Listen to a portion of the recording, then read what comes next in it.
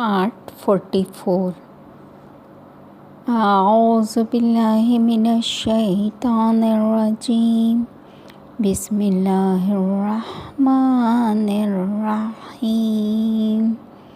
ये काशाने बसीरत का audio book channel है और इसमें जो किताब आपके ज़ेरे समात है वो है इस्लामी तहज़ीब व सक़ाफ़त, जिसके मौलिफ़ हैं डॉक्टर अली अकबर विलायती, मुतरज्जिम है मारिफ इस्लाम पब्लिशर। इसका आप 44 पार्ट ज़ेरे समात है आपके। 8वां बाब बेदारी आलम इस्लामी की निशात सानिया, सफ़ा नंबर 225। हेडिंग है जीम इस्तेहकाम का मरहला। सन 930 कमरी में शाह इस्माइल की वफ़ात के बाद तमहासप तख्त हुकूमत पे जलवा फ़रोज़ हुआ। इसने अपनी हुकूमत के दौरान सफ़ी इक़्तिदार की अहलियत और सलाहियत को साबित किया। सबसे पहले उमरा और ग़ज़लबाशों की सरकशी और नाफरमानी को दबाया, जो कि ईरानियों के मुकाबले में ज़्यादा इख्तियारात और ताकत के तालिब थे, और ग़ज़लबाशों और हुकूमती उमरा के दरमियान एक ख़ास नज़्म कायम किया कि जिसकी बिना पे इसका 54 साल इक़्तिदार अपने आखिरी अयाम तक मुस्तहकम और बाकी रहा। शाह तमासब ने सन 935 कमरी में मरो के मशहूर जंगी मार्के में अज़बकान को शिकस्त दी। इसने जंगी चालों और तोपखाने के इस्तेमाल से सफ़ी हुकूमत को आधी सदी तक मुत्तहद और मुस्तहकम रखा। इसके बाद शाह इस्माइल दोम के मुख्तसर दौर सल्तनत 984 से 985 कमरी और सुल्तान मोहम्मद खुदा बंदा के दौर हुकूमत 996 से 985 में ग़ज़लबाशों की मदाखलत की वजह से सफ़ी हुकूमत के अंदरूनी और बैरूनी हालात ख़राब हो गए थे। दाल ज़माने उरूज। सन 996 कमरी में अब्बास मिर्ज़ा तख्त शाही पे मुतमक्किन हुआ। इसने भी अपनी इस्तिलाहात का ऐसा जलवा दिखाया कि यूरोप के बादशाह और पापाए रूम ने भी अपने सफ़ीरों को उसके दरबार में भेजा। शाह अब्बास ने अपनी हुकूमत के इब्तिदाई अयाम में ग़ज़लबाशों की मुख्तलिफ़ जमातों की गिरोहबंदी का मुशाहिदा किया। वो समझता था कि इससे पहले कि इसका इक़्तिदार इनकी साजिशों की नज़र हो, इनकी सरकशी को ही ख़त्म कर दिया जाए।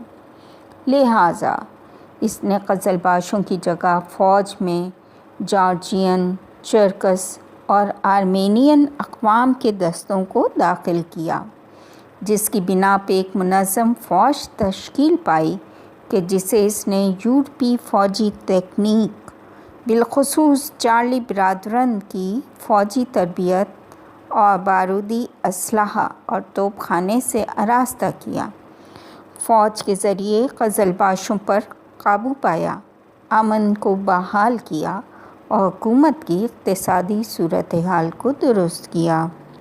शाह अब्बास तिजारत, बिलख़ुसूस बैरूनी तिजारत को बहुत ज़्यादा अहमियत देता था। इसने यूरोपी हुकूमतों के साथ ताल्लुक़ात बढ़ाए। यूरोपी ममालिक में इसके सफ़ीरों की बड़ी तादाद इसके वसी इक़दामात की अक्कासी करती है। इन इक़दामात के समरात की बिना पे जॉन जॉर्डन, फ़्रांसीसी सयाह, ने ईरान की सियाहत के बाद कहा था कि इस अज़ीम बादशाह की वफ़ात से ईरान की रौनक और फ़लाह व बहबूद भी ख़त्म हो गई। साल 1048 कमरी में शाह की शहज़ादों के कत्ल और इन्हें हरम में महबूस करने की सियासत के बाइस सफ़ी दरबार ऐसे तजर्बाकार लोगों से महरूम हो गया जो शाह अब्बास की पॉलिसियों को जारी रख सकते थे। शाह अब्बास के बाद शाह सफ़ी ने قدرت کی باغدور سنبھالی۔ اس کے زمانے اقتدار میں ولایات ممالک کو ولایات خاصہ میں تبدیل کرنے کی سیاست، یعنی صوبوں کے اختیارات کی تشکیل، وسعت اختیار کر گئی۔ اس سیاست کو عباس اول نے درآمدات بڑھانے اور ملک کے دفاعی سسٹم کو مضبوط کرنے کے لیے شروع کیا تھا، لیکن شاہ صفی کے دور میں اس سے ملک کے دفاعی شعبے کو نقصان ہوا اور خاندان امام قلی خان کہ جس نے اس حوالے سے بہت خدمات انجام دی تھیں، مکمل طور پر ختم ہو گیا۔ شاہ عباس دوم جو کہ شاہ صفی کا جانشین تھا، وہ بھی ملک کے خراب حالات کو زیادہ بہتر نہ کر سکا، اگرچہ اس نے اپنی بادشاہت کی سرحدوں کو ہر قسم کے حملے سے بچائے رکھا اور سال 1058 میں قندھار کو تیموریوں سے واپس بھی لے لیا۔ شاہ سلیمان کے اقتدار تک پہنچنے سے صفی سلسلے کے زوال کا دور شروع ہوا۔ اس دور میں علماء کا ملک کے سیاسی و مذہبی امور میں نفوذ تیزی سے بڑھا، لیکن صفی اقتدار شاہ سلطان حسین کے دور میں مکمل طور پہ ضعف کا شکار ہوا، جو کہ ایک کمزور شخصیت کا حامل تھا اور ملک کے امور سے لاپرواہ تھا۔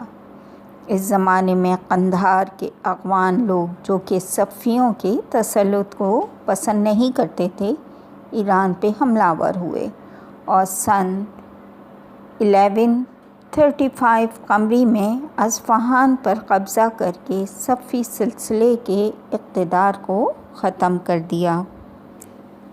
خارجہ روابط۔ صفی دور حکومت میں ان کے مغرب میں ہمسائے عثمانی تھے، شمال و مشرق میں ازبکان اور ان کے مشرق میں مغل تھے۔ صفیوں کے ان کے ساتھ روابط بہت سے نشیب و فراز سے گزرے۔ ہمسایوں کے ساتھ روابط۔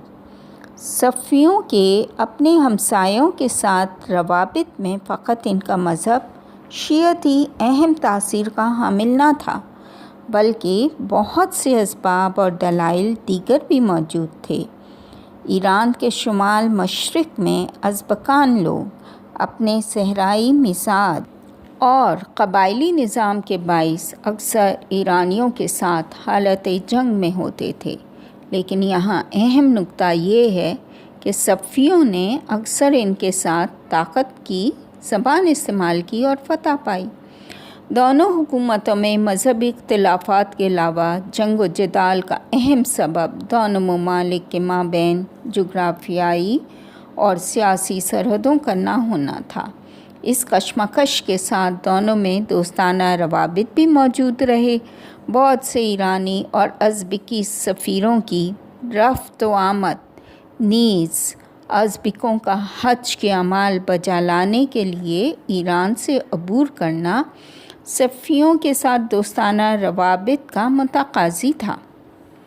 صفیوں کے عثمانیوں کے ساتھ روابط بھی صلح و جنگ کا آمیزہ تھے۔ بہت سی جنگیں اور مختلف صلح نامے اس فراز و نشیب کا عکاسی کرتے ہیں۔ ایران اور عثمانیوں میں اہم ترین معرکہ جنگ چالدران تھی کہ عثمانیوں کے ہاں باغی شہزادے سلطان مراد کی شاہ اسماعیل کی طرف سے حمایت اور دونوں حکومتوں کے مذہبی اختلافات کے باعث یہ جنگ پیش آئی۔ شاہ طماسپ کے دور میں سال 962 قمری میں صلح اماسد کے عہد نامے سے یہ روابط ایک نئے مرحلے میں داخل ہو گئے۔ اس صلح نامے کے تحت کردستان، بین النہرین اور جارجیا کا کچھ علاقہ عثمانیہ کو حاصل ہوا اور اس کے مد مقابل آرمینیا، کاخت اور آج کے مشرقی آذربائیجان کا کچھ حصہ ایران کا جزو شمار ہوا۔ سرحد متعین ہو گئی اور یہ معاہدہ سلطان محمد خدا بندہ کے دور تک باقی رہا۔ شاہ عباس کے ابتدائی دور میں اس نے مجبور ہو کر ایران کے کچھ علاقے عثمانیوں کے حوالے کیے، لیکن بعد میں اس نے عثمانیوں سے واپس لے لیے۔ شاہ صفی کے زمانے اقتدار میں عثمانیوں نے بغداد پہ قبضہ کر لیا اور بادشاہ نے سال 1049 قمری میں عثمانیوں کے ساتھ معاہدہ قصر شیریں طے کیا، جس کی روح سے بصرہ اور مغربی کردستان کا کچھ حصہ عثمانیوں کو دیا گیا، جبکہ مشرقی آذربائیجان، روانداز، آرمینیا اور جارجیا ایران کو دی گئے۔ یہ معاہدہ بہت اہمیت کا حامل تھا، کیونکہ اس معاہدے کی روح سے متنازع علاقوں کا مسئلہ حل ہوا اور ایک صدی تک دونوں حکومتوں میں صلح برقرار رہی۔ آخری نقطہ یہ ہے کہ عثمانیوں کے ساتھ ایران کے روابط میں مختلف عوامل کردار ادا کرتے تھے، مثلاً مذہب، سیاسی عوامل، سرحدی علاقوں کے قبائل کی حرکات، سرحدوں کا متعین نہ ہونا اور عثمانیوں کی توسیع پسندی۔ مغلوں کے ساتھ تعلقات میں دیگر ہمسایوں کی نسبت بہت کم معاملہ جنگ و جدال تک پہنچا۔ یہاں صرف اہم مسئلہ قندھار کا تھا۔ مغلوں کے ساتھ دوستانہ روابط اکثر صفوی بادشاہوں کے زمانے میں رہے۔ دونوں حکومتوں نے باہمی روابط میں امن اور صلح قائم رکھنے کو ترجیح دی۔ یورپی حکومتوں کے ساتھ روابط سال 912 قمری کے بعد سے خلیج فارس میں پرتگالیوں کے نفوذ کی بنا پہ شاہ اسماعیل نے کوئی چارہ نہ دیکھتے ہوئے ان کے اقتدار کو قبول کیا۔ اصل میں وہ عثمانیوں کے خلاف ان سے مدد لینا چاہتا تھا۔ پرتگالیوں سے قرارداد میں یہ درج تھا کہ وہ ایرانی لوگوں کو بارودی اسلحہ کے استعمال کا طریقہ سکھائیں۔ شاہ طہماسپ کی عثمانیوں کے ساتھ 20 سالہ جنگی دور میں پرتگالیوں نے کچھ مقدار میں بندوقیں اور جدید اسلحہ ایرانیوں کو دیا۔ اس دور کے بعد عیسائی مبلغین نے دوستانہ روابط برقرار کرنے کی کوششیں شروع کیں۔ سن 1006 قمری میں دو انگریز، اینتھنی شرلی اور رابرٹ شرلی، شاہ عباس کے دربار میں حاضر ہوئے۔ ایک سال کے بعد شاہ عباس نے اینتھنی شرلی کو بادشاہ کی طرف سے دوستی کے خطوط کے ساتھ پاپائے اعظم اور یورپ کے بادشاہوں، مثلاً روم کے بادشاہ روڈولف دوم، فرانس کے بادشاہ آنری اور ملکہ انگلستان اور وینس کے حاکم وہ کے توسکانی کی طرف بھیجا۔ اینتھنی کا مشن یہ تھا کہ وہ ان بادشاہوں کی مشترکہ دشمن عثمانیوں کے ساتھ جنگ میں حمایت حاصل کرے۔ یہاں تک آپ نے صفحہ نمبر 230 تک سماعت کیا۔